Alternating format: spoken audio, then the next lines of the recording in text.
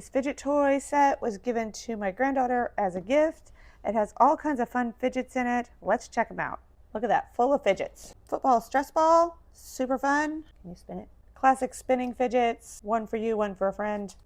Little puzzle cube with a ball in there. You would send it through the maze. This one's really nice because it's just kind of relaxing. It's got the kind of lava lamp vibe happening there. These are all this kind of like textured kinetic sand.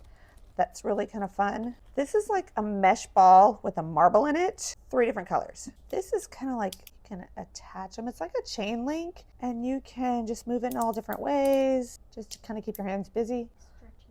You get 3 of these little stretchy guys. This is like my favorite, I think. She likes to just press them back into their little home, but I think that one's kind of fun. You get 2 little slinkies. This is just a sensory to kind of run your fingers over, maybe if you're feeling a little anxious, something to keep your hands busy. Keychain, these cute little pea pods in them, watch, and they poke out. This is a puzzle ball, and the objective is to make the colors match. They get mixed up like this, so the objective is to get them back into their matching color. This is a great one for in the car. This is like a little tanagram kind of thing. Rubik's Cube. These are little fidgets just to keep your hands busy. They are connected. I've seen these kind of things all over the place. They just stretch. They're kind of fun. This is filled with slime. This is the most noisy of all.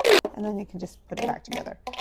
But this is just kind of fun. And you can mold it into shapes too. This is a great little set for if you have a birthday party. You could use these in different little party pack things and everybody gets something different.